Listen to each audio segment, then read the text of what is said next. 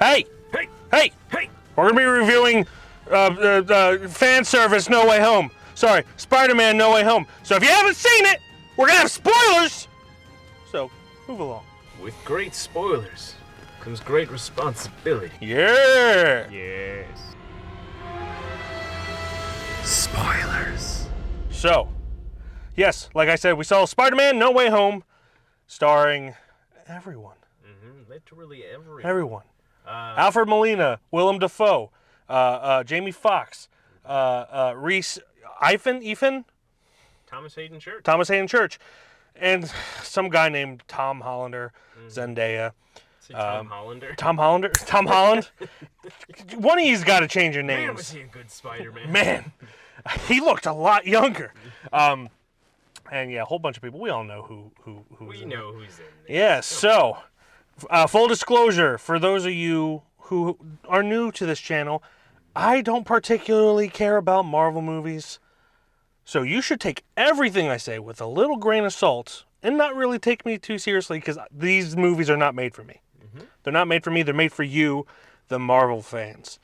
And without any further ado, this movie for me was okay. Yeah, it was. I enjoyed many parts of it. There were parts of it that were frustrating as hell. Zendaya, you should have, Tom, you should have just called. You should call. You know the plan, Tom? The plan that you came up with, where if things went sour, you would give MJ a call? You didn't do that. Or if MJ didn't get a call, you know what she was gonna do? She didn't do that either. But anyway. Other than some plot stuff, I mean, yeah, it was really, really fun for Yeah. the most part.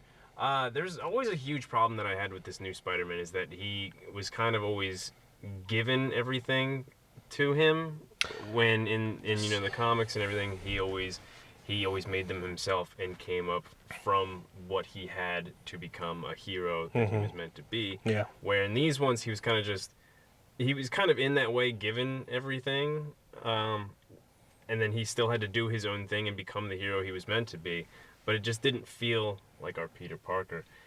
And I'm already going straight for the tubular here, the tubular. Towards the end, we finally are maybe able to do that, and let's explain why, shall we? Why? So the not so secretive secret of this whole thing. Andrew Garfield and Tobey Maguire come back. Because honestly, because Tom Holland couldn't just shut up. I am mad at everyone who ever leaked information. Could you, for a minute, let me paint a picture for you. You know there's a new Spider-Man movie. You know that maybe Doc Ock will be in it. Maybe Green Goblin will be in it. But you don't know who's in it. And then fucking Alfred Molina comes through the bridge. Holy shit! That would have made you shit your pants in the theater. The theater would smell like shit. And then further down the road, you know, you got your Willem Dafoes, you got your Jamie Foxxes, your Reese Ifans. What the fuck is his name? Reese Ifans. Thomas Hayden Church. And then, like an hour after they're introduced, you see Andrew Garfield and Tobey Maguire, and you weren't expecting it. Could you just imagine how fucking mind-blowing that would be? Instead, everyone was just like, oh, we knew it. We cheered because we knew it. Legitimately, no one ruins Marvel movies more than Marvel fans and like other people leaking information. It's frustrating as hell. And like it would have been so cool to just sit in the theater and experience that in real time. But I digress. I tried to avoid almost everything that I could for this, mainly because I wanted to be that fan that like wants to see a movie without everything being spoiled. I almost got something spoiled for me on Twitter 10 minutes before the trailer started. I was like, oh, look at that. But yeah, all of those things that you just said would have been so amazing if we knew nothing from the get-go. We knew that they were probably going to set up for a Sinister Six. You know, it was kind of leading to that with how many villains. At the very least, there was multiple Spider-Mans, but you thought Spider-Mans, well, but you thought they were all Tom Holland. Yeah, if they were all just Tom Holland's characters, like that's what it was setting up for. And then next thing you know, all of every other past Spider-Man's villains were in this. And if we had no knowledge of any of that, and seen this movie with none of that knowledge, holy shit. Yeah. You know the expression cream of the crop, right? The crop would have been creamed. Everywhere. Everywhere. Even I probably would have. I loved the Tobey Maguire movies. I didn't enjoy the first Amazing Spider-Man, but I grew to love it eventually. Yeah. And the Amazing Spider-Man 2 is, for me, is hated on way too much. It does have its bad moments, Yeah. but that is, I think, one of the best Spider-Man, not only portrayals, but movies of the whole three. Which one? Spider-Man, Amazing Spider-Man 2. Amazing Spider-Man 2, yes. Which brings us to our next point. Andrew Garfield this movie proves that Andrew Garfield is a better actor. I'm not going to claim to know enough about Spider-Man to know if he's a good Peter Parker or a good Spider-Man, but he is a better actor than both Tobey Maguire and Tom Holland. And honestly, his Spider-Man gets closure, which is something I was really like. The ending of Spider-Man 2 was the first time in a Marvel movie in a very long time that death fucking mattered for people other than villains. When Gwen Stacy fell, like, that was honestly the most heart-wrenching scene in any Spider-Man movies. When Gwen Stacy fell, he thinks he saved her. She cracked her head. She's dead. And he gets closure for that. He gets closure for, and it's honestly the most beautiful moment. It's the rare moment in this movie where, you know, something emotional is happening and it's not ruined by plot holes. I think the only thing that ruined it for me is that it wasn't held on to that scene long enough. They kind of did it. They tried to move kinda from it real quick. They moved from it real quick. They're like, oh, here's his closure. On to the next thing. I wish they held on to it even for like 30 more seconds. Yeah, it but would have been game changing. even in the short time, it was very impactful. But like my biggest problem with this movie is that all of its emotional moments are overshadowed by like things that should be happening in the plot that weren't. Like we mentioned earlier, that the plan was for Tom Holland to call Spider-Man to call MJ if anything went wrong so she could send them all back. He didn't do that. Well before he knew that Aunt May was going to die. We already said spoilers. He did not, like, he had plenty of time to call her. It was very frustrating. I was sitting there learning. It's like, call her. Like, you definitely probably see all this on the news. Push the fucking button. Push the fucking button. Yeah. Push the Q button. And then when they, I mean, it was obvious that Aunt May was going to die because it was the exact same way that Green Goblin died in the very first Tobey Maguire Spider-Man. A little different, but, you know, same weapon and same position and everything. So it just cheapened that moment because you're just like, yes, it was the same. Move on with your plan. It was the same joust with different knights. Yes, and it had it happened faster, where you knew Aunt May was dying, maybe it would have been more impactful. But there was a solid minute to 2 minutes where he could have called MJ before he knew she was dying.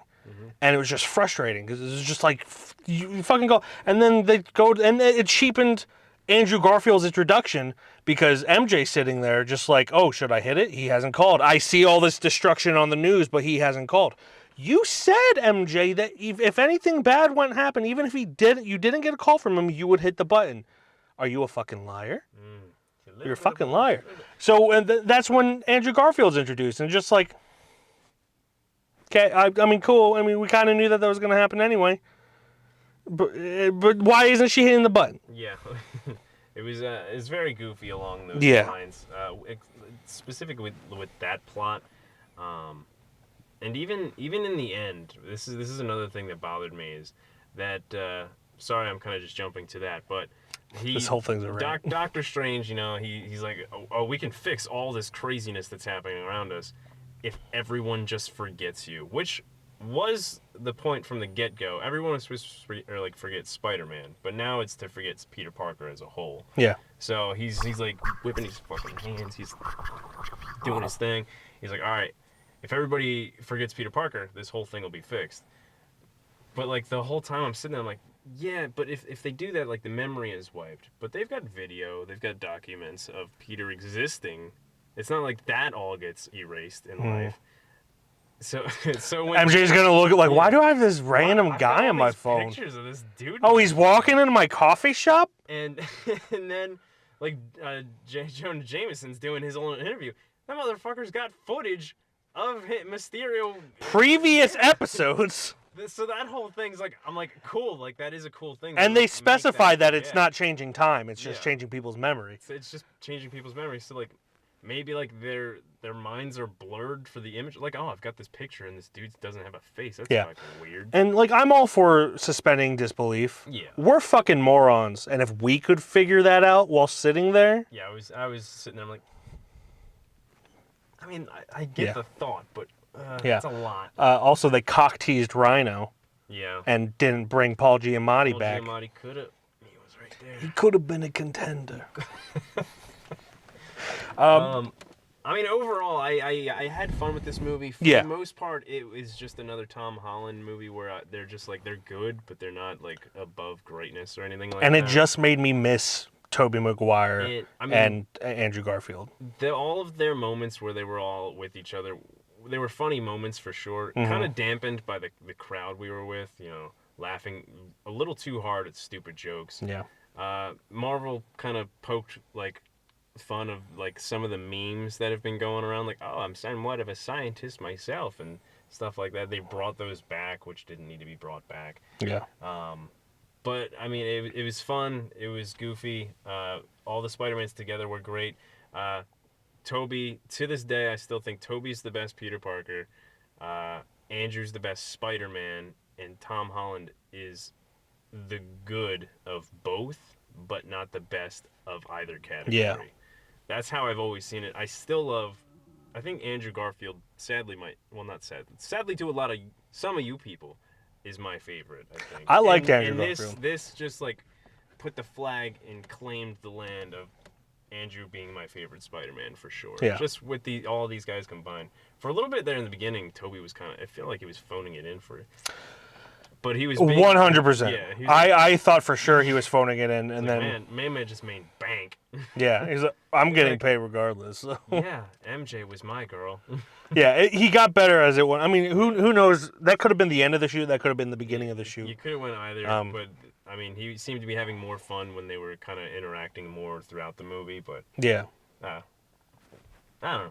It is. I had fun with this movie. It's fun. It was fun. It's you know, But it's got more problems than I would have liked it to have personally. Again, not a Marvel fan, not a Spider-Man fan. I could fuck off if you guys like this movie. I really don't care. If you loved it, I'm glad, but I didn't, and this is what this channel is for me to tell you my opinion. But overall, it was fun. Yeah, I think my biggest gripe with the whole Tom Holland Spider-Man was what I had said earlier, and now with the ending the way that it is, it has room to finally. He always called himself the friendly neighborhood Spider-Man, but you never felt like he was friendly neighborhood because he was always with the Avengers. He was always part of a team. He was always something bigger than Queens. So now that everyone's forgotten him, we finally have a chance to actually grow a relationship with Peter Parker instead of the Avengers or whatever team he's a part of. Yeah. It's now just him, and we get to grow with him in New York. So Yeah. that's what I'm most excited about this whole movie was the ending where we're like, finally we get to maybe see Tom Holland grow as Peter Parker. And hopefully now it's confirmed that he's got more movies and everything. Yeah, so. they've started to give him more depth acting-wise, because honestly, like, I like Tom Holland as an actor, especially with like his first feature, which was The Impossible. He's great in that. I think he's like 12 in that, but he's really good in that. And all the Spider-Man movies, he's been flat.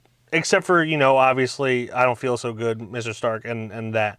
Even with Iron Man dying, I felt like he was going a little too hard. It wasn't subtle enough. There was a lot of good, subtle, emotional acting at the end of this, and I really hope that continues through the other Spider-Man movies. I think they confirmed 3 more. Holy shit. Yeah, so, you know, I'm optimistic that he will get better. All of his Spider-Man movies have been blasé to me. Blasé? Blasé. Meh. But yeah, I'm hopeful. This was fun. Some things we didn't talk about.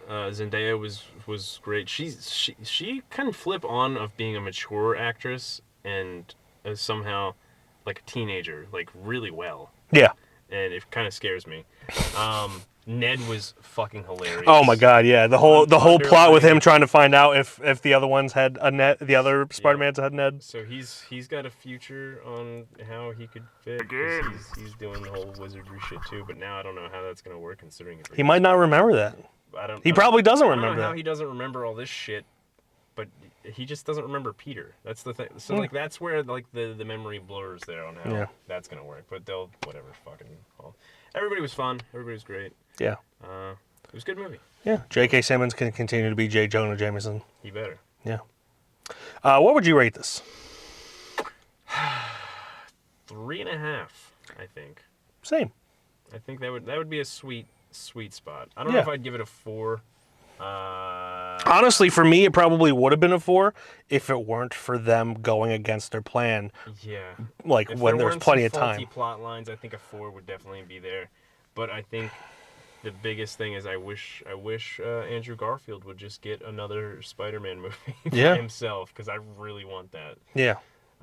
So yeah, 3.5 for both of us. Yes. Or Tobey Maguire in an R-rated Logan type Spider-Man. That'd be crazy, but That'd be crazy. From seeing the performance in this, I don't think he'd ever touch that. No. Yeah. People think it would be like Logan, but it probably wouldn't. It would not. I'd be interested in seeing it, but He'd be like, my back, and then slice somebody in half with a web or something. Your back. my webs have blades now. It'd just be Bully Maguire the whole time, the whole movie. That's hilarious. Yeah, it is. All right. Well, If you like Spider-Man, you'll probably love it. and if you hate us, we'll see you on the next review. Yes. Or you can hate us more. Yes. Probably not, but whatever. Kisses.